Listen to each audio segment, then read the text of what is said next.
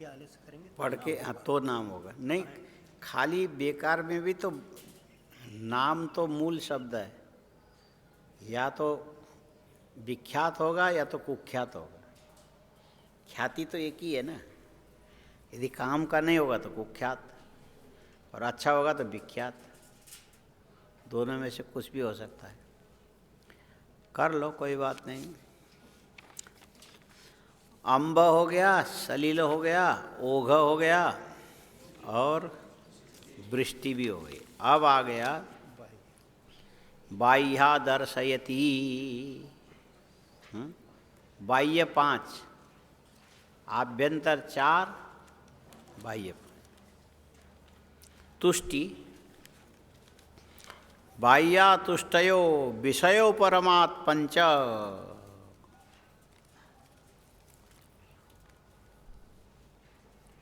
उपरम,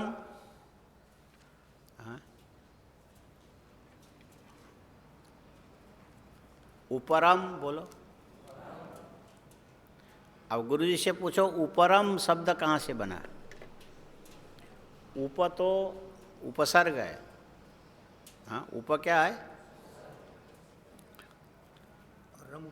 रमु क्रीड़ायाम धातु है।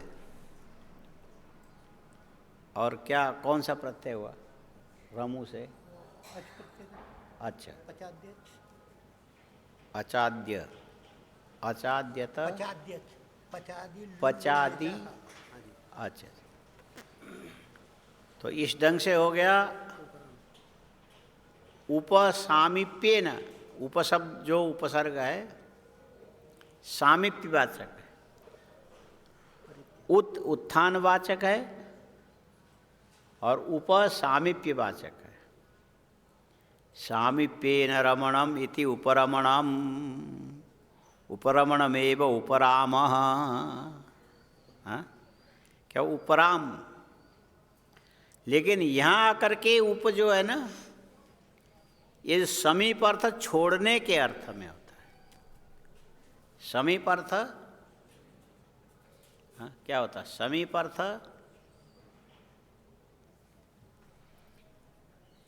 ये संयोग है। ये क्या है? और वियोग में एकदम फाड़ के अलग भी किया जा सकता है, इतना भी कर सकते हो।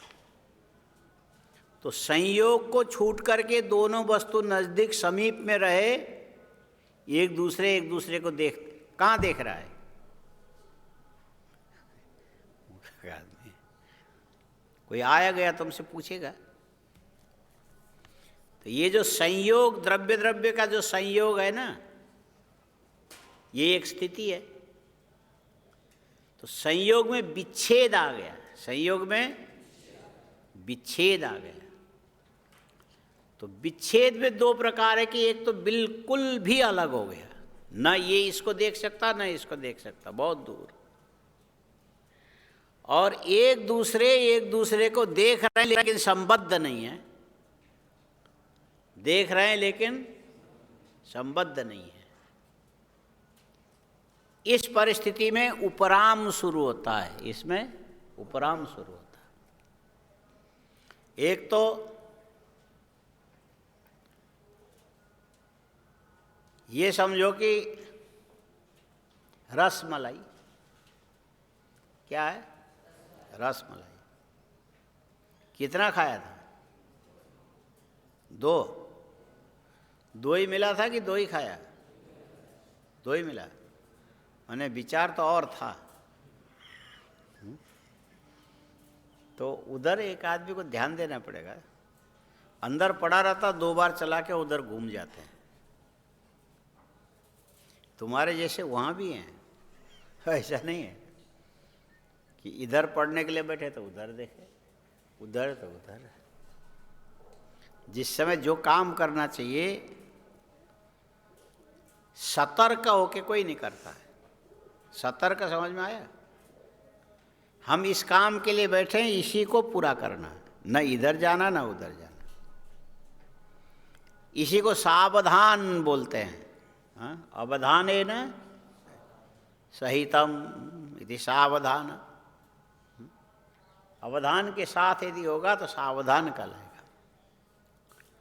तो ये सावधानी न होने से फिर सत्तर्क आदमी नहीं करता है। अंदर इतना बचा है, बाहर इतने लोग हैं, इसको एक बार और चला देंगे, ये खा लेंगे तो ये कम बचेगा। तो ये सतर्क रह करके जो काम करना, ये सबके जब तक पीछे कोई बोले नहीं ऐसा करो तब तक सभी लोग नहीं करते। उठाया, पटक दिया, चल दिए, ठीक है, बचा तो बचने तो क्या फ़र्क पड़ता है। यहाँ भी ऐसे होता है। ठीक है, कोई आया, देर से आया, उसको देखो, तमाशा। तमाशा शब्द की व्युत्पत्ति क्या है? हाँ, जबकि तमाशा शब्द हिंदी है। हाँ? उसमें से एक जो है ना, आशा जो है संस्कृत है। आशा क्या है? तो आशा इच्छा पूर्वक किसी चीज को जो देखते हैं, कौतूहल पूर्वक, उसको हिंदी में ले जा करके तमाशा बोलते। आशा संस्कृत से निकल के आएगा, है? लेकिन विभक्ति गलत प्रयोग किया गया। ताम आसाम कृत्वा पश्यति, ऐसा करने से तो काम चलता। ताम इतना लंबा कौन बोलेगा, इसीलिए तमाशा हो गया। हाँ? शब्द तो मातर शब्द है, मातर है ना, मातृ शब्द। मातृ शब्द से मातर बना, मातर से माँ बन गया, तर तक कौन जाए? हाँ, माँ बन गया। और मातर जो शब्द था ये वो बिगड़ करके जर्मनी से थोड़ा नीचे उतर करके अंग्रेजी में आके मदर बन गया। ये बना कहाँ से? मातर से। पितर से फादर बन गया, मातर से मदर बन गया। ये मूल निष्पत्ति संस्कृत से ही है।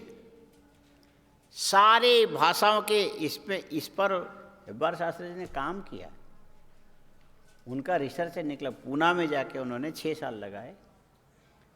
कौन सी लिपि की आकृति कहाँ से निकली, कौन सा पद कैसे बना, इस पर उन्होंने, पूना यूनिवर्सिटी वालों ने, जब हम लोगों का पाठ चलता था तो छोड़ के चले गए थे ना पूना, तो उस समय इसी पर उन्होंने रिसर्च किया। हैं? बिंदु से सारी लिपि की जो उत्पत्ति बिंदु से। और ऐसे भी देखो तो गर्भ गुम्फित समस्त वाङ्मय में ओंकार। ओंकार क्या चीज़ है? ओंकार का ध्यान करते तो यही बोलते हैं ना, ओंकारम, याद है? ओंकारम बिंदु संयुक्तम नित्यम ध्यायन्ति योगिनः। नहीं याद होगा तो लिखो, ओंकारम बिंदु संयुक्तम नित्यम ध्यायन्ति योगिनः। बिंदु संयुक्तम ओंकारम, बिंदु लिख लिया, ओंकारम बिंदु संयुक्तम नित्यम ध्यायन्ति योगिनः। योगी लोग उसका निरंतर ध्यान करते हैं, चिंतन करते हैं। क्या करते हैं? ध्यान करते हैं। बोलो, मतलब क्या है? चिंतन करते हैं। बोलो, चिंतन करते का क्या मतलब है?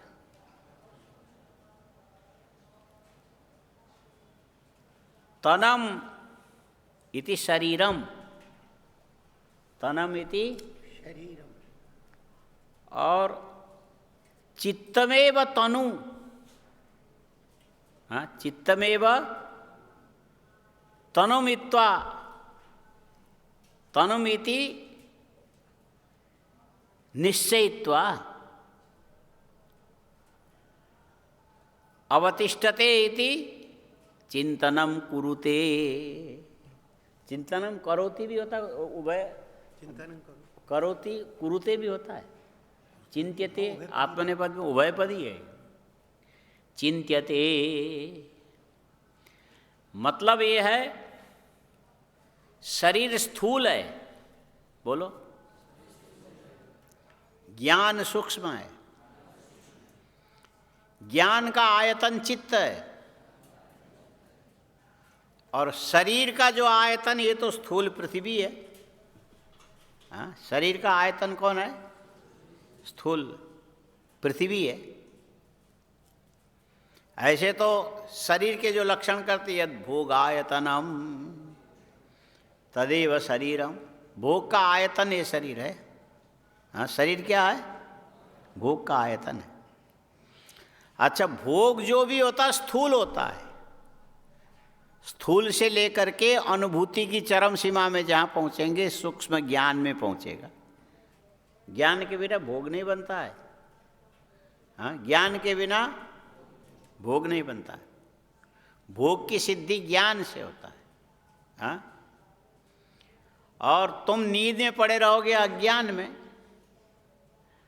और तुम्हारे नाक से किसी ने अच्छा सा डाबर का शहद ले जा करके डाल दिया, नींबू मिला के पानी में, नीचे उतरेगा, सोते सोते चला जाएगा मुंह में, लेकिन स्वाद की अनुभूति नहीं होगी। पुष्टि भले ही तुमको मिले। और शरीर को पुष्ट किया शहद ने, वो बात अलग है, लेकिन शहद के स्वाद की अनुभूति तुमको नहीं होगी। स्वादानुभूति तो ज्ञान पूर्वक ही होगा। होशो हवास में जब शहद चखोगे तो मालूम पड़ेगा नींबू भी है, शहद भी है, पानी भी है। शिकंजी बन गया बढ़िया। ज्ञान मूलक है ये, बिना ज्ञान से नहीं होता है। तो ये जो भोग है स्थूल आयतन के साथ, भोग का आयतन शरीर है, लेकिन चिंतन का जो आयतन है ये तुम्हारा चित्त है। चिंतन का आयतन क्या है? चित्त है। और चित्त में जितने वस्तु स्फुरित हो रही है, चित्त में जितने वस्तु स्फुरित हो रही, उनमें से एक ही वस्तु विषयक जो चित्त है, उसको लेकर के आदमी बैठा, अपने शरीर इत्यादि को छोड़ दिया। छोड़ा माने मरा नहीं। हाँ, चित्तमेव तनम स्वरूपम इति मत्वा तिष्ठते।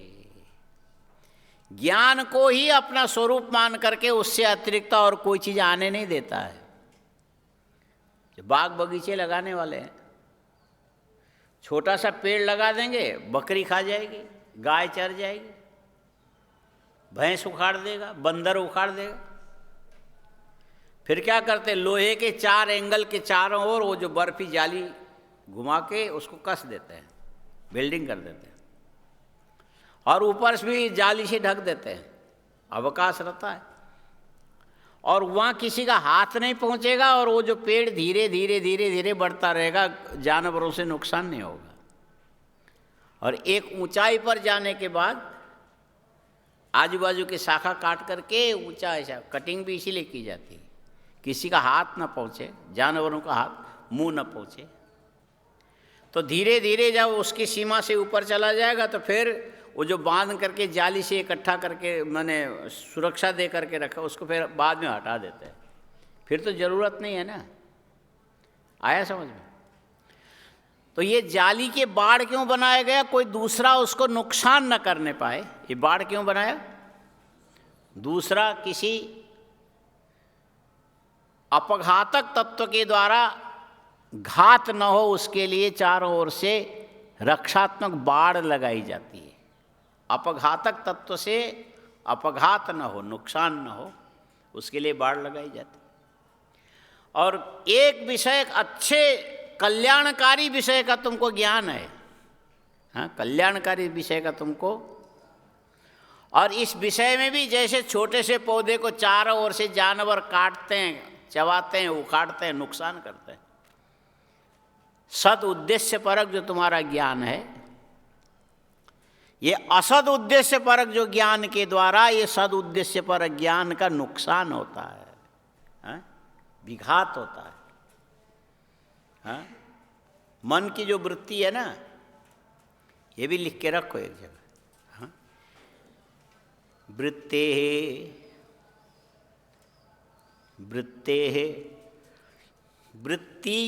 वृत्त एकार लिख करके बाजू में 2 विसर्ग देना। वृत्ते है लिखा, थोड़ी जगह छोड़ करके फिर लिखो। स्व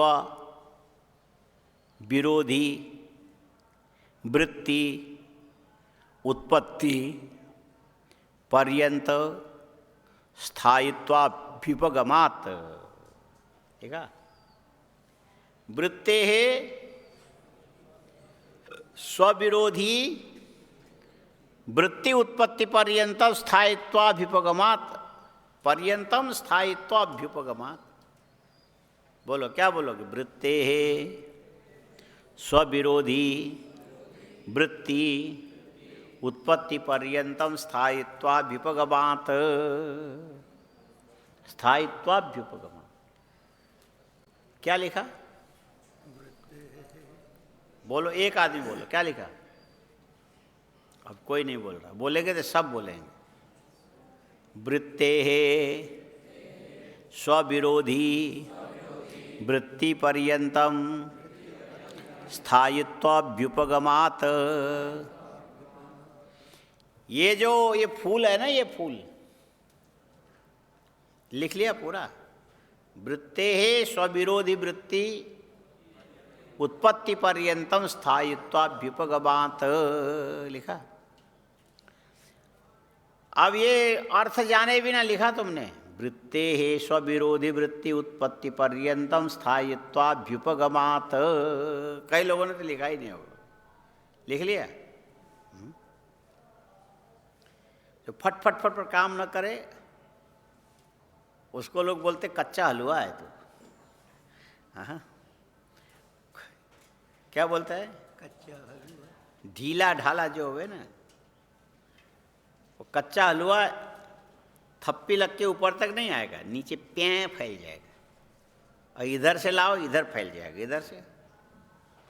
जो एकदम चुस्त दुरुस्त नहीं है और किसी काम को फट फट नहीं करना जानता है। हाँ ठीक है, तो उसको कच्चा हलवा बोलते हैं हम लोग। हाँ, क्या बोलते हैं? कच्चा। हाँ, यदि ठीक सिका होगा, पक्का होगा तो थाली में भी रखेंगे तो इतना ऊंचा आ जाएगा। कच्चा होगा तो ये ऐसा फैल जाएगा, जैसे बछिया के दस्त जैसा। हाँ, इसका उदाहरण है बछिया के दस्त। वो लड्डू जैसा थप थप थोड़ी बड़ा रहेगा कि ऐसा उठा सकते हो। स्वस्थ गाय का जो गोबर होता है एकदम बटा हुआ निकलता है, पट पट 2-3। और जो जिसका पेट खराब है वो दस्त। हाँ? दस्त माने वो पतला फलाना। हाँ, वो क्या उसका नाम ले भैया, पतला। हाँ, और इसको हिंदी में दस्त बोलते हैं, उर्दू में नहीं बोलते हैं। उर्दू में दस्त बोलते हैं हाथ को। क्या बोलते हैं? इसीलिए हाथ के ऊपर जो कवर लगाते हैं उसको दस्ताने बोलते हैं। क्या बोलते हैं? हाथ के ऊपर सुरक्षा के लिए जो लगाए दस्ताना।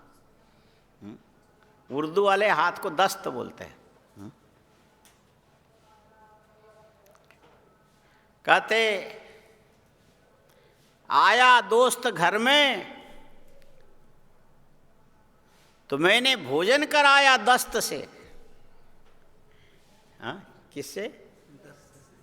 भोजन कराया दस्त से। जब उसने मांगा पानी तो पेशाब मुख में कर दिया। कितना अच्छा सत्कार हुआ। हंस रहे हो, समझ के समझे भी ना हंस रहे हो। अरे बोल रहा है कि उसको अपने हाथ से नहीं, मैंने अपने हाथ से कराया भोजन। भोजन कराया दस्त से। जब उसने पानी मांगा तो पेशाब मुख में कर दिए। पेश माने पहुंचाना, आप माने जल, उसके मुंह तक मैंने पानी पहुंचा दिया, ये अर्थ है। तुम किस लिए हंस रहे थे? मूर्ख 3 बार हंसता है। एक बार वैसे दूसरों को देख के हंसता है बिना समझे। दूसरी बार इतनी देर में बात समझ में आती तब हंसता है। तीसरी बार इसलिए हंसता कि मैं जो पहली बार हंसा था बिना समझे हंसा, अपनी मूर्खता को याद करके तीसरी बार हंसता है। हाँ ठीक है, बोलो मूर्ख कितने बार हंसता है वो? हाँ, एक बार दूसरों को देख के तुम एक दूसरे का मुंह देखते हो ना, ये क्या कर रहा है, ये कर रहा है, वो जो करेगा वही हम करेंगे, वो हंसेगा तो हम भी हंसेंगे, वो रोएगा तो हम भी रोएंगे। तुम्हारी अपनी निजी बुद्धि नहीं है कि बोलते समय हमको लिखने समय फटाफट लिखना चाहिए। हाँ, दूसरा हंसा तो हम भी हंस रहे हैं, क्या कारण, कोई मतलब नहीं है। हाँ, और थोड़ी देर के बाद ट्यूबलाइट बाद में जलती ना, बात समझ में आई तो फिर हंसी भी आ गई। थोड़ी देर में याद किया, अरे मैं पहले बिना समझे हंसा था, वो याद करके अपनी मूर्खता पर भी मूर्ख खुदे हंसता है। इसीलिए मूर्ख 3 बार हंसता है। बोलो, मूर्ख।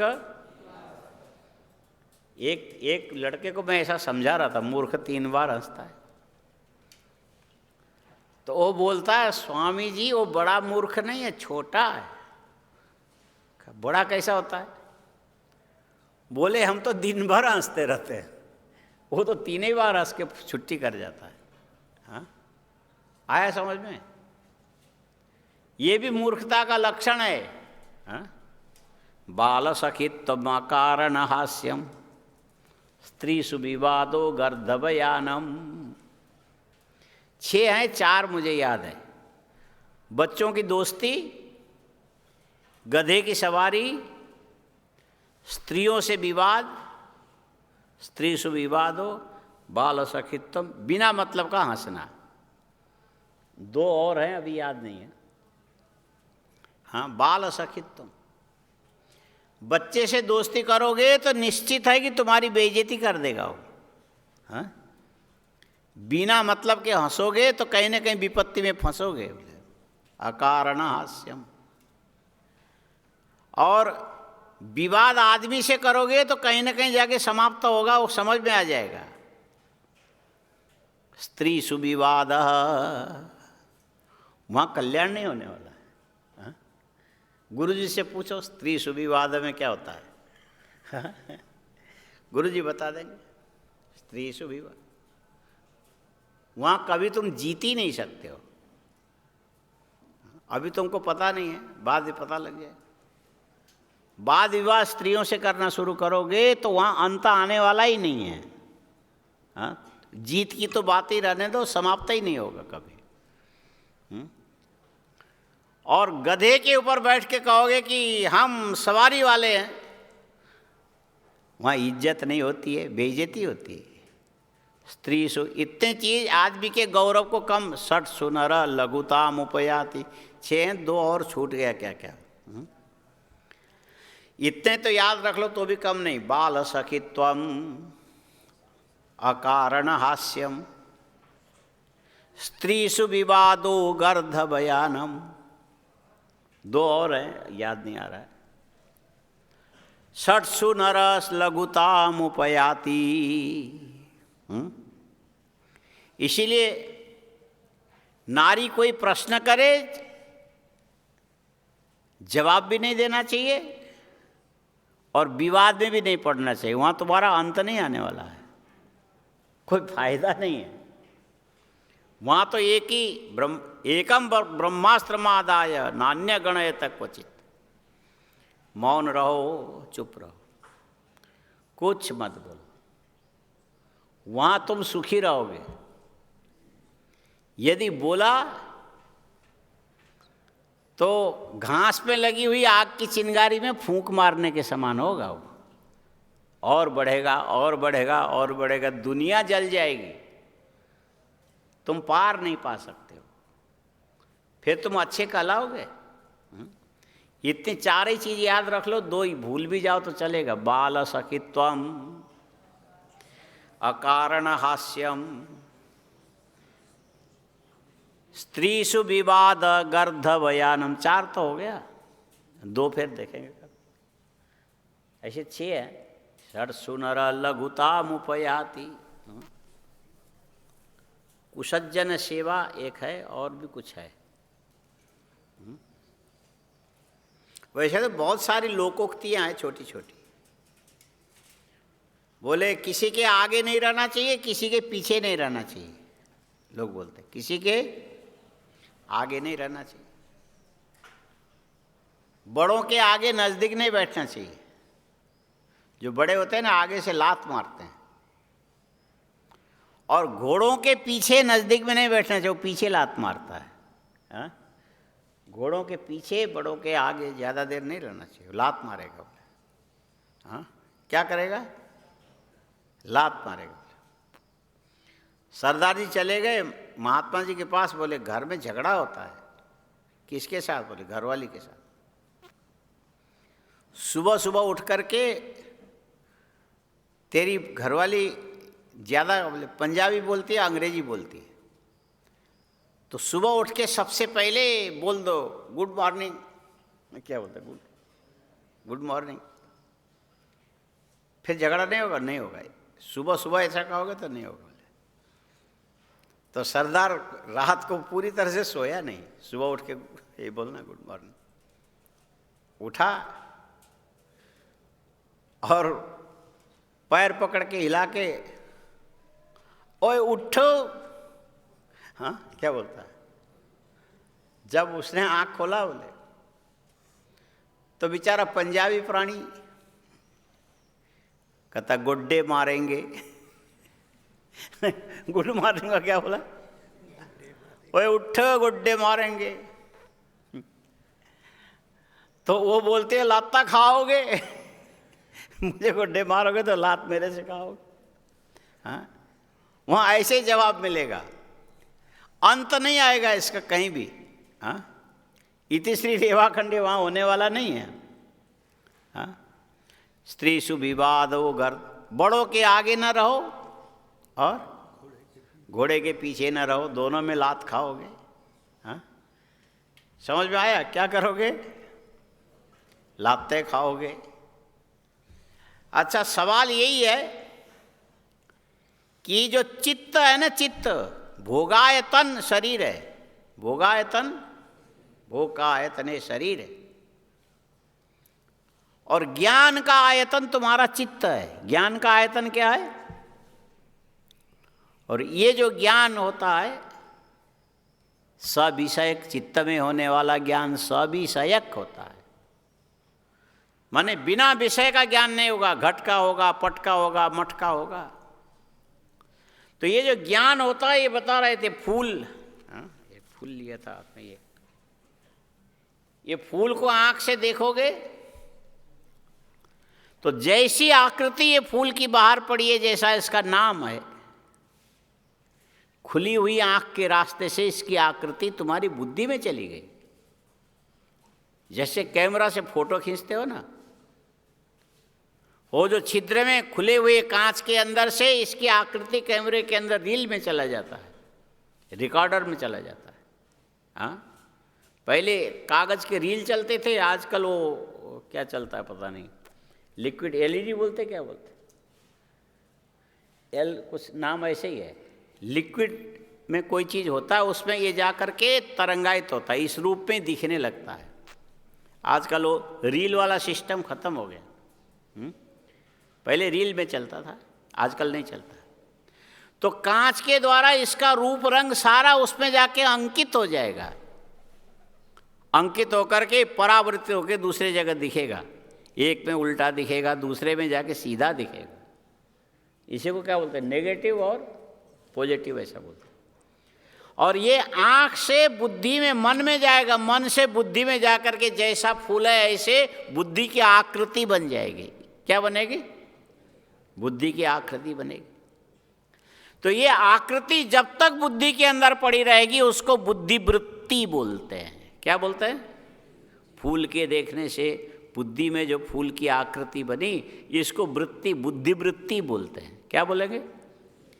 आप पूछोगे ये वृत्ति कैसी, तो बोले फूलाकार आकारित वृत्ति, जिसको देखा उसी के आकार में आकारित होने वाली तुम्हारे मन के अंदर वृत्ति, माने प्रवाह।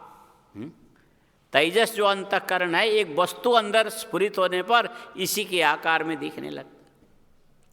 कितने देर रहेगा ये? तो जब तक इसके विरोधी कोई वृत्ति सामने ना आवे तब तक ये वृत्ति बनी रहेगी। इसकी विरोधी वृत्ति आने पर वो वृत्ति पहले वाली खत्म हो जाएगी। पहले घटक ज्ञान है, बुद्धि में घटाकार आकारित वृत्ति बन गई, और घट के जगह पटक ज्ञान आ गया। ये पटक ज्ञान घटक ज्ञान का विरोधी है। क्या करेगा? घटक ज्ञान को दबा करके पटक ज्ञान प्रकट हो जाएगा। और ऐसा दूसरा ज्ञान जब तक प्रकट न हो तब तक पहले वाला ज्ञान टिका रहता है। पहले वाला ज्ञान टिका रहता है। क्या लिखा आप पढ़ो, वृत्ते स्वविरोधी वृत्ति उत्पत्ति पर्यंतम अभ्युपगमात्। हाँ अच्छा, स्थायित्वाभ्युपगमात्। अब समझ में आ रहा है? ये जो फूल को देखने से पुष्पाकार आकार जो वृत्ति तुम्हारे मन के अंदर बुद्धि के अंदर बनी, ये वृत्ति कब तक टिकेगी? जब तक पुष्प के विरोधी दूसरी वृत्ति तुम्हारे बुद्धि के अंदर उत्पन्न न हो तब तक ये वृत्ति टिकी रहेगी, और दूसरी वृत्ति आने पर ये फिर दब जाएगी। अब इसको पढ़ो, दोबारा पढ़ो, वृत्ते स्वविरोधी वृत्ति उत्पत्ति पर्यंतम स्थायित्व अभ्युपगमात्। अब समझ में आया? एक ज्ञान तुम्हारे बुद्धि में तभी तक टिकेगा जब तक दूसरा पदार्थ विषय ज्ञान उत्पन्न न हो। पहला ज्ञान तभी तक रहेगा जब तक दूसरा ज्ञान उत्पन्न न हो, और यदि दूसरा ज्ञान आ गया तो पहले वाले ज्ञान को दबा देगा। और एक ही ज्ञान को लगातार टिकाने के लिए जो तुम कोशिश करते हो, अन्य चीज़ों को नहीं देखते हो, नहीं सुनते हो, नहीं बोलते हो, नहीं चखते हो, ये क्या है? इसी का नाम है ध्यानम। इसी का नाम ध्यान है, ध्यानम। ध्यान का लक्षण पहले बताया था, कहीं लिखा होगा, भूल गए होंगे। ध्यानम बोलो, प्रत्ययैकतानता ध्यानम। प्रत्ययो नाम ज्ञानम, उसका अर्थ लिखो, प्रत्ययो ज्ञानम। प्रत्यय लिख करके आगे 2 लाइन लिख के लिखना ज्ञानम, उसके बाद अल्प विराम दे दो। प्रत्ययो क्या लिखा? 2 लाइन दे के व्याख्या चिन्ह दे के आगे क्या लिखा? प्रत्ययो ज्ञानम। ज्ञानम के बाद ये अल्प विराम, ये नीचे से अलग अलग बुद्धि सबकी है। पहले प्रत्ययो, ये फिर ज्ञानम, फिर ये अल्प विराम, जहाँ लिखा उसके नीचे से।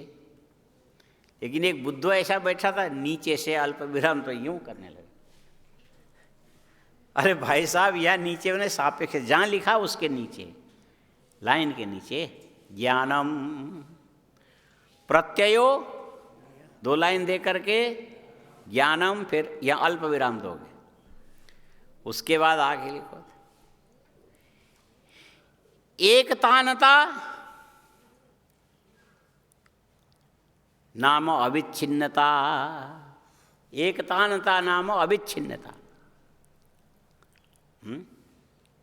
अब अविच्छिन्नता का मतलब क्या होता है? अविच्छिन्नता का मतलब न टूटने वाली धारा। क्या बोलते हैं? तेल की धारा लगातार चल रहा है, बीच में टूटता। पानी तो ऊपर से टप टप टप करेगा, पतला होता है ना। तेल और शहद की धारा टूटती नहीं, पतला तार बन जाएगा, लेकिन नीचे से ऊपर तक एक ही चलेगा। वैसे जो ज्ञान की धारा तुम्हारे बुद्धि के अंदर प्रकट हुई, टूटे बिना लगातार चले, इसी का नाम ध्यान है। तत्र बोलो, तत्र माने ज्ञाने बुद्धो इत्यर्थ। प्रत्यय से प्रतीते है कहना पड़ेगा। प्रत्यय माने ज्ञान, और वो ज्ञान एक ही विषय का ज्ञान लगातार चलता रहे, बीच में टूटे नहीं, कोई दूसरा विरोधी वृत्ति आने न पाए, उसका जो चिंतन करते, इसी का नाम ध्यानम चिंतनम। ये ध्यान करते करते एक ही विषय को हृदय के अंदर लगातार बनाए रखने के लिए विरोधी वृत्ति को अंदर ना आने देने की जो बिल्कुल एकाग्रता से कोशिश करते हो, इसी को ध्यान भी बोलते हैं, चिंतन भी बोलते हैं। उस समय उस ज्ञान को बनाए रखने के लिए तुम्हारी इतनी ज़्यादा एकाग्रता हो जाती है, उस ज्ञान के अलावा तुम्हें अपने शरीर का भी बोध नहीं रह जाता, जबकि तुम्हें अपने आप का बोध जरूर रहता है। उस समय तुम्हारी आकृति क्या बनी? चित्तम ज्ञानमेव तनम, तनुम शरीरम, माने ज्ञान ही उसका शरीर बन गया। इस अवस्था में जो टिके, इसका नाम ध्यान है। तत्र प्रत्येक तानता, एक तानता नाम अविच्छिन्नता, प्रत्यय नाम ज्ञानम। कोई भी मंगलमय एक विषय ज्ञान तुम्हारे बुद्धि के अंदर स्फुरित हो गई, उसके बाद उसके कोई भी दूसरा ज्ञान जो होगा इसका विरोधी होगा, उसको आने नहीं दिया, एक ही ज्ञान में टिक गए। हाँ, ओम नमो भगवते वासुदेवाय, ओम नमो भगवते वासुदेव। ये शब्द अवलंबन है, रुकते ही दूसरी चीज सामने ना आने लग जाए। यदि थोड़ी देर रुकोगे तो दूसरी चीज आ जाएगी सामने।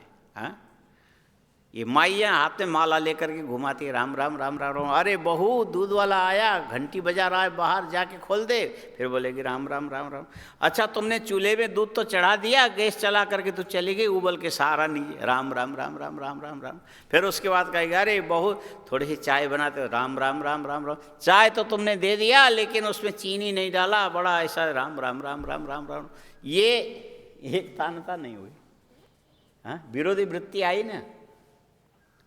यहाँ तो स्पदि किंचित चलन है, जरा भी शरीर के अंदर थोड़ी भी क्रियाकलाप हो जाए, उसका भी ज्ञान तुम्हारे ध्यान के विषयभूत ज्ञान को विचलित कर देता है, विच्छिन्न कर देता है। इसीलिए प्रत्येक एकतानता को बनाए रखने के लिए अति सावधान हो करके जो बैठते हो, हाँ, प्रत्येकतानता ध्यानम, ये कोशिश करते करते ज्ञान का जो विषय वही तुम्हारा तनु माने शरीर स्वरूप बन जाता है। ज्ञान का एक ही विषय ज्ञान का लगातार चिंतन करते करते करते करते तुम ज्ञानाकार आकारित ज्ञान रूप ही हो जाते हो। ध्यानम चिंतनम, चिंतनम ध्यानम। आया समझ में? इस ढंग से यदि पढ़ने लग जाओ तो तुम अच्छे समझदार कहला सकते हो। लेकिन भाग्येर बिना न लभ्यते, हाँ, भाग्यवंतो लभन्ते, ऐसा ना। हाँ, और भाग्येर बिना न लभ्यते। हाँ, प्रकृति उपादान काल भागाख्य कल नहीं आया था। ये सब इतने एकाग्रता बिना भाग्य से नहीं होता है, पूर्व जन्म के साधना के परिणाम में आता है। या तो आदमी बोद्धा होगा या तो बुद्धू होगा, या तो बोद्धा होगा या तो बुद्धू होगा। 50 बात समझाओगे एक भी उसके दिमाग में नहीं जाएगा, ये करके बैठा रहेगा। और कपड़ा उपड़ा मुंडन कुंडन ऐसा करेगा, देखने में लगेगा बड़ा विद्वान आदमी होगा। हाँ, जब खोद के देखो तो पता लगता है। हाँ, डब्बा तो सोने का है, मखमल के कवर है और उसको एकदम पैक करके रखा है। खोल करके देखो तो अंदर मरा हुआ चूहा पड़ा है। हाँ, बाहर की आकृति ठीक है लेकिन अंदर माल खराब है। हाँ, आदमी बाहर से बाल उल कटवा लेता है या तो मुंडन करा लेता है, अच्छे कपड़े पहन लेता है, भस्मी फुस्पी लगा देता है और ऐसा कुछ लीपा पोती भी कर लेता है। पता नहीं क्या क्या नहीं करता। सफ़ेद बाल होगा तो काला काला कर लेगा, लेकिन उसके अंदर के ज्ञान को टटेलने के लिए जाओ तो फिर करता रहेगा। सही नहीं बोलेगा तो क्या बोलेगा? यदि स्फुरित होगा तो जवाब देगा, सही बात बोलेगा, और नई बात बोलेगा, समझा देगा। नहीं होगा बोलने हमने ये मूर्खता के लक्षण है। हाँ, ये क्या है? ये मूर्खता के आकृति से पता लगता है कि ये कितने पानी में है। और जो बिल्कुल कीचड़ में घूम रहा है और भले आज बाजू में कहीं कमल के आसपास हो, लेकिन ज़्यादा उससे संपर्क रखने से कोई फायदा नहीं। मूर्ख का भी अपना सामर्थ्य। मूर्खों का सामर्थ्य क्या है? मूर्खों का सामर्थ्य है कि उसके संसर्ग में आने वाले को अच्छा मूर्ख बना देता है। हाँ? मूर्ख क्या करेगा? अपने संपर्क में आने वाले को क्या करेगा? मूर्ख बना देता है। इसीलिए मूर्ख को सुधारना हो तो थोड़ा दूर रखना। कितने दूरी? आजकल कोरोना है, कम से कम 3 मीटर की दूरी, अब इतनी ठीक है, नहीं तो वो संक्रामक है। ये क्या, कोरोना जैसे संक्रामक है ऐसे मूर्खता भी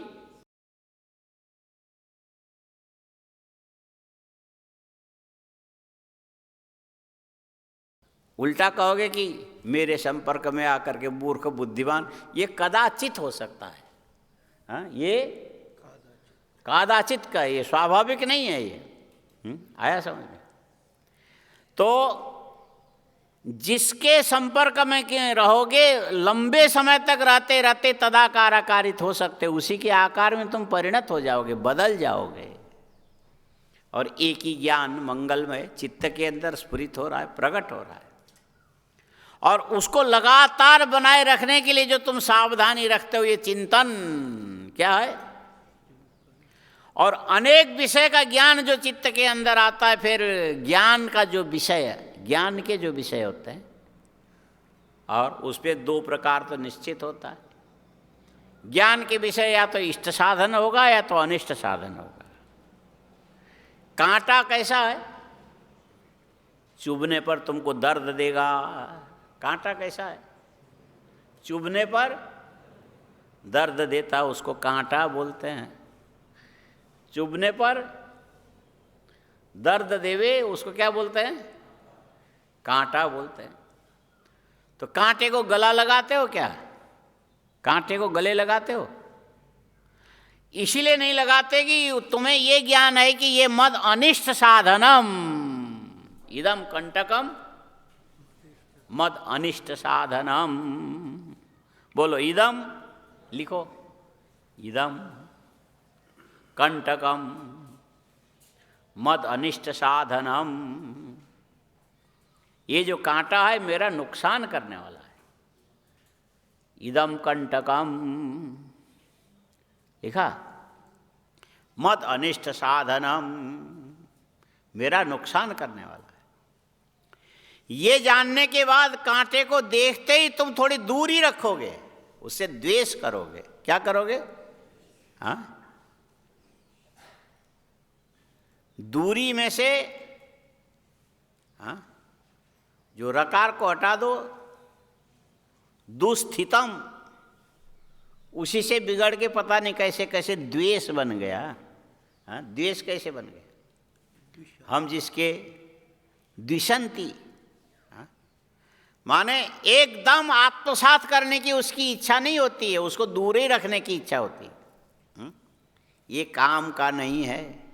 क्या बोलते हैं? ये काम का नहीं है, ये नालायक है, ये अलग चीज़ है, और ये दुखदाई है, ये दुख ही देगा, सुख नहीं देगा। ये जानने के बाद तुम उससे द्वेष करोगे, उससे क्या करोगे? और ये सुखदाई है, ये समझने के बाद उसको तुम गले लगाओगे, लोगे, अपनाओगे। तो ज्ञान के विषय के ये विशेषता होती, या तो द्वेष का विषय होगा या तो राग का विषय होगा। अनुकूल वेदना देने वाला यदि होगा तो राग करोगे, प्रतिकूल वेदना देने वाला होगा तो उससे द्वेष करोगे। हाँ, तो जितने वस्तु विषय ज्ञान होते या तो रागानुकूल होगा या तो द्वेषानुकूल होगा। वस्तु जो होंगे रागानुविद्ध अथवा द्वेषानुविद्ध ऐसा बोलते हैं। द्वेष के द्वारा अनुविद्ध, राग के द्वारा अनुविद्ध सारे विषय होते हैं। हाँ? राग द्वेष से अनुविद्ध सारे विषय होते हैं। और जो रागानुविद्ध होगा ये भी प्रकारांतर से तुम्हें दुख ही देगा। रागानुविद्ध भी तुम्हें क्या करेगा? प्रकारांतर से दुख देता है। राग दुख देता है, तत्काल नहीं, कालांतर में दुख देगा। हाँ? मनुष्य का राग किससे होता है? बोले मनुष्य से। हाँ? इंसान इंसान से थोड़ा अंदर से राग रखता है लेकिन दुखी होता है। राग रखोगे तो दुखी हो जाओगे। एक ट्रक में 250 भेड़ें, ट्रक में अलग अलग जो बांस की फट्टी लगा के एक ऊंचाई पर, फिर भेड़ को अंदर करके ऐसा कर ले जाते हैं। 250-300 भेड़ लेके जाते हैं राजस्थान से, दिल्ली आते सब। हाँ, और दिल्ली में सब हजम कर जाते हैं। ऐसे कितने ट्रक आते हैं, और एक ट्रक सामने से आने वाले ट्रक के साथ टकरा गया और 250 भेड़ उसमें थी, 250 भेड़ वाली थी, दोनों पलट गए। 250 भेड़ उसकी मर गई, 250 भेड़ इसकी मर गई। कितने मरे? 500 भेड़ मर गई। पेपर में ये समाचार निकल जाए तो बहुत ज़्यादा दुखी हो गए कि थोड़े बहुत हो गए। प्राणी का प्राणी से संबंध है, चलो खा जाओगे बात अलग है, लेकिन कोई न मरे ऐसा तो मनुष्य के मन में होता ही है। मरता हुआ दिखना, मन में एक प्रकार के विचिकित्सा, विरुद्ध चिकित्सा, ऐसा विचिकित्सा, अच्छा न लगने वाला भाव बनता है। और 500 भेड़ें मर गई। थोड़ी देर ऐसा पेपर में पढ़ के चुप रहोगे। बोले एक विमान चल पड़ा। कहाँ से? कंबोडिया से चला। कहाँ आ रहा था? भारत आ रहा था। और उसके अंदर 120 आदमी बैठे थे। कितने? आजकल तो ज़्यादा भी बैठते हैं, 300, 350 भी रहते हैं। बड़े बड़े बोइंग ऐसे भी बने जो 500 भी लेके चलता है। वो कंबोडिया से चला, बीच में समुद्र में गिर गया। 320 आदमी मर गए उसमें। कितने? 320 आदमी मर गए। जो 500 भेड़ मरे वो समाचार, और 320 आदमी मरे ये समाचार, दोनों में से तुमको कौन ज्यादा प्रभावित करता है? हाँ, संख्या कौन ज्यादा है? 500 ज्यादा है कि 320 ज्यादा है? लेकिन ये 320 का जो समाचार सुनोगे तो तुम एकदम, अरे बेचारे मर गए। दूसरे दिन समाचार आया, और जो 320 में से 150 आदमी भारतीय थे। अब बोलो दुख किसका ज्यादा होगा? 320 मरने का दुख ज्यादा होना चाहिए कि 150 मरने का दुख ज्यादा होना चाहिए? भारतीय होने से 150 आदमी के। तीसरे दिन और खबर आया, 150 में से 10 आदमी दिल्ली के थे। जो दिल्ली वाला तो रोना ही शुरू कर देगा, अरे कौन था। बाद में पता लगा उसमें से एक आदमी हमारे परिवार का। अब कितना रोओगे बोलो? हाँ, यदि मरना ही दुखदाई होता तो 320 का मरना दुखदाई है कि 150 का मरना? और 150 का मरना दुखदाई है कि 10 का मरना? 10 का मरना दुखदाई है कि 1 का? और 1 से ज्यादा तुम दुखी इसीलिए हुए कि 1 के साथ तुम्हारा राग निकला, राग। यद्यपि राग सुखदाई जैसा लगता है, लेकिन परिणाम में इस ढंग से राग दुख देता है। कितनी दुनिया मरती है, सबके लिए सब लोग थोड़ी रोते हैं। जिसके साथ तुम्हारा राग होगा वो मरे तो फिर सिर पीट पीट के रहा है, मर गया, मैंने क्या बिगाड़ा था, उस भगवान ने मेरा सत्यानाश कर दिया, मेरी तो घरवाली मर गई, अरे मैं तो रणुआ बन गया है, रो गए। आया समझ में? यदि जो मर गई उसके साथ इसका संबंध नहीं होता तो इसके मरने से वो रोता क्या? हाँ, रोता? बोलो, राग राग होने से भी विषय दुख देता है, द्वेष होने से भी विषय दुख देता है। राग का विषय भी दुखदाई है, द्वेष का विषय भी दुखदाई है। हाँ, और एक ही चीज है कि राग में भी सुख है और द्वेष में भी सुख है, वो है परमात्मा। परमात्मा से राग भी रखोगे तो भी कभी तुम दुखी नहीं होगे। परमात्मा से द्वेष भी रखोगे, लगेगा शायद मैं दुखी हो रहा हूं, लेकिन वहां भी सुख मिलेगा। क्रोधोपि देवस्य वरेण तुल्यः। भगवान से द्वेष रखा किसने? हिरण्याक्ष ने। भगवान ने मारा, उसकी उन्नति हो गई। हिरण्याक्ष मर गया, भगवान के हाथ से मरा। किसके हाथ से? द्वेष पूर्वक मरा।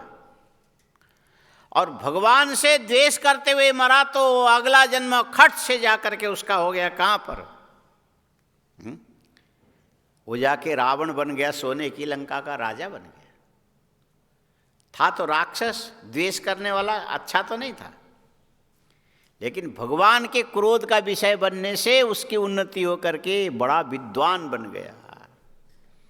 वेदों का सबसे बड़ा ज्ञाता रावण था। ज्योतिष को जानने वाला भी वही था। वास्तुशिल्प को माने कौन सा ऐसा काम था कि जो रावण नहीं जानता था? हर काम को जानता था। इतनी योग्यता कहाँ से आई? द्वेष भी किया तो भगवान से किया। दूसरे जन्म में फिर भगवान का दुश्मन बन गया और भगवान राम ने फिर उसको मारा। द्वेष में ही तो मारना होता है। और रावण मर गया तो वहां से आकर के क्या बना? बोले शिशुपाल बन गया, भगवान का वंशज बन गया। हाँ, हिरण्याक्ष मरा, क्या बना? रावण मरा तो, और भगवान ने शिशुपाल का जो वध किया, इसके बाद उसको आगे मरना ही नहीं पड़ा, जबकि वध जो किया वो द्वेष पूर्वक किया। उसकी आत्मा आकर के सीधे भगवान में लीन हो गई। परमात्मा से द्वेष करोगे, वहां दुख मिला जैसा लगने पर भी अंत में परिणाम तो दुख सुख ही मिलेगा। क्रोधोपि देवस्य वरेण तुल्य।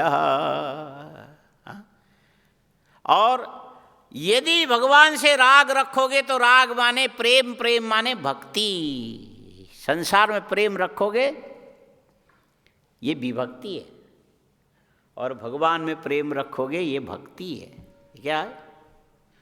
संसार के विषयों से प्रेम रखोगे तुम विषय के बन जाओगे, विभक्ति है। हा? जब तक शादी नहीं होगी तब तक माँ बाप से बहुत प्रेम श्रद्धा रखोगे, सेवा करोगे। शादी होने के बाद वो आएगी, गुरुवानी बोलते हैं। क्या बोलते हैं? गुरुवानी। और कान में मंत्र देगी। इन सब की सेवा करते करते मर जाओगे। तुम्हारे लिए क्या है? सबके लिए मरते रहते हो। लगता तो ऐसा है कि हमसे प्रेम करती है, लेकिन उसका वो सास ससुर से द्वेष करना उसका काम है। हा? ये मंत्र देती रहेगी। गुरुवानी क्या करेगी? सबके लिए क्यों मरते हो बेकार में? तुमको क्या फायदा है? सारी दुनिया के भलाई के लिए मरे जा रहे हो, मरे जा रहे हो। तुम्हारे लिए कौन मरता है? हाँ, ये सबसे पहला उपदेश होता है किसका? हाँ, गुरुवानी का। और इसका मतलब है कि जिससे तुम प्रेम रखोगे दुनिया से तुमको विभक्त कर देगा, कर देगी। हाँ? माता पिता से भी अलग कर देगी। पहला झगड़ा ही यहीं से शुरू होता है। हम इस घर में नहीं रह सकते, मेरे लिए अलग घर लेके तुम अलग रहो, नहीं तो हम छोड़ देंगे। हाँ, क्या बोलते हो जो होता है ना, तलाक। हम यहाँ नहीं रहेंगे। कारण क्या? बोले इनके माँ बाप के साथ हम जिंदे नहीं रह सकते, हम मिल के नहीं रह सकते, हम तो अलग रहेंगे। वो बेचारा क्या करे? बोले माँ से बाप से न चाहते हुए भी उसको संबंध छोड़ना पड़ा। ये विभक्ति है। पहले भक्ति रखता था और फिर क्या हुआ? और भगवान के प्रति यदि तुम्हारे मन में रागानुकूल व्यवहार होने लगे तो ये किसी से संबंध नहीं छुड़ाएगा, बढ़ाएगा। क्या करेगा? ये बड़ा जपी है, ये बड़ा तपी है, हाँ? तपस्वी है, जप करने वाला है, अध्ययन करने वाला है, ज्ञान रखने वाला है। इसीलिए सारी दुनिया उससे जुड़ जाएगी, शायद हमको भी फायदा हो। हाँ? और एक आदमी से प्रेम करने लग जाओगे तो फिर औरों से धीरे धीरे धीरे कट जाओगे। इससे क्या बोलना पड़ेगा? संसार का जो प्रेम है, संसार विषयक जो प्रेम है, ये विभक्ति उत्पन्न करने वाला है, विभाजन उत्पन्न करेगा। दुनिया से कट जाओगे। हाँ, शादी करते ही एक कोठरी के अंदर जाके बंद करके पड़े रहोगे। और नहीं हुआ था तो सबसे मिलते थे, जुलते थे, उसके उसके उसके उसके सबके लिए काम करते थे। यदि शादी हो गई तो फिर बस, फिर तो ये होगा कि काम करना पड़े तो भले करना पड़ेगा। तुम देर से लौट के घर में क्यों आए, इतनी देर तुम्हारा फोन क्यों बंद था? हाँ, ये विभक्ति है। भगवान से होने वाली प्रेम क्या है? भक्ति है। और संसार से होने वाला जो प्रेम है ये विभक्ति दुखदाई है। ये विभक्ति क्या है? दुखदाई है। इसीलिए राग में रमने की अपेक्षा उपराग में रमना चाहिए, उपरत होने में रमना चाहिए। उपरत, विषयोपरागः बाह्या दर्शयति दर्शयति बाह्या तुष्टयो विषयो परमात्। उपरमात्, विषय से छूट करके अलग होने पर राग निवृत्ति हो गई कि तुम्हारे 90% दुख खत्म हो गया। विषय से राग गया तो 90% दुख खत्म हो गया। खाली 10% बचेगा, वो वस्तु विज्ञान से वो भी समाप्त हो जाएगा। राग निवृत्ति होना चाहिए। और राग के विषय कितने हैं? राग के विषय 5 हैं। कितने हैं? रूप में राग, रस में राग, शब्द में राग, गंध में राग और स्पर्श में राग। ये 5 ही विषय जिसके चलते मन के अंदर राग उत्पन्न हो सकता है। और इस राग से उपरत हो गए तो इसको बोलते उपराग। इसी का नाम वैराग्य है। यह अपने आप में तुष्टि है। पूरी दुनिया ही मर जाए ना, क्या फर्क पड़ता है? कितने आए कितने गए, किसी के लिए हम नहीं रोए। अब काहे को रोए? मरने दो, देखा जाएगा। यदि राग नहीं होगा तो यही होगा, सुखी रहोगे हमेशा। ये भी तुष्टि है। विषयों के प्रति पैसे में राग है क्या? पैसे में नहीं मिला तो दुख, नहीं मिलेगा, ये जल्दी थोड़ी मिलता है। हाँ? जैसे तुमको पैसा चाहिए, देने वाले को भी तो पैसा चाहिए, तो वो तुम्हें दे करके दुख क्यों उठाएगा? या तो उससे कोई अच्छी चीज़ तुमसे लेगा तब जा करके थोड़ा बहुत देगा। हाँ? उसमें तो सबका ही राग है। एक भगवान है जिसको सब लोग चाहते हैं, दूसरा पैसा है उससे भी ज़्यादा लोग चाहते हैं। भगवान को तो कोई चाहता भी नहीं भी चाहता है। और भगवान को किसी ने देखा दी, पैसा मिले तो काम चलेगा। हाँ? ये हरिद्वार के महात्मा लोग यहाँ से ऋषिकेश तक पैदल जाते थे भंडारा खाने, अभी भी जाते होंगे ऋषिकेश तक पैदल।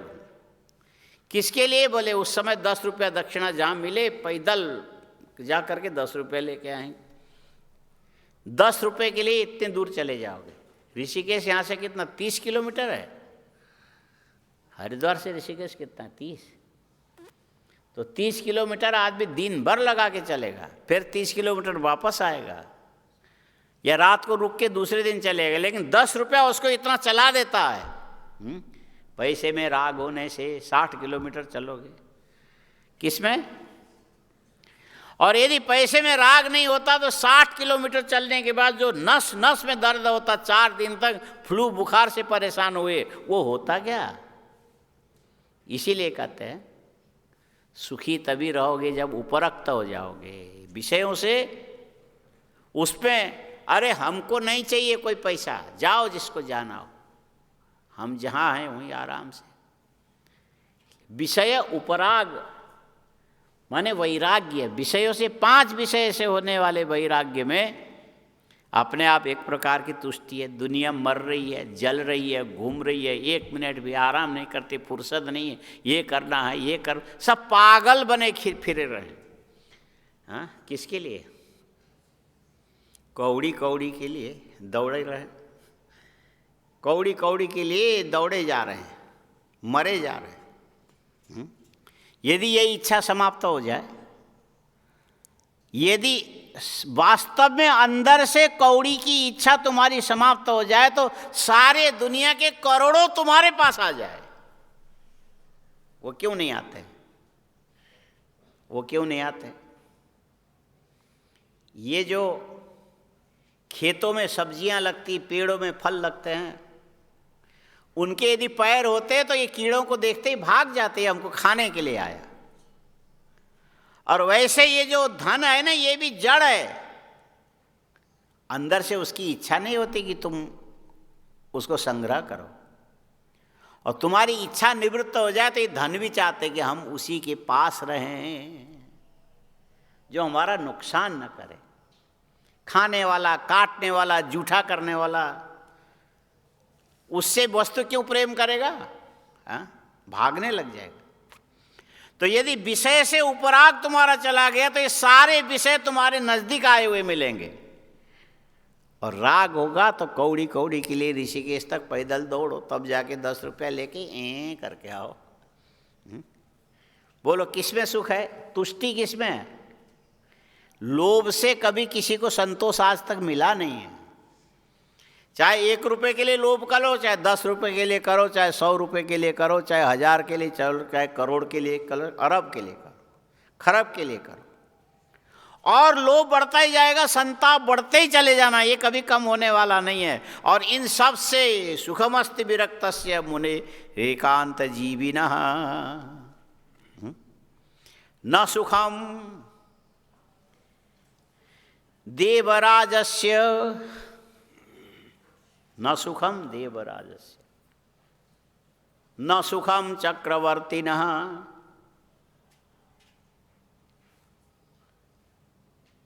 लिखा क्या लिखा? बोलो। न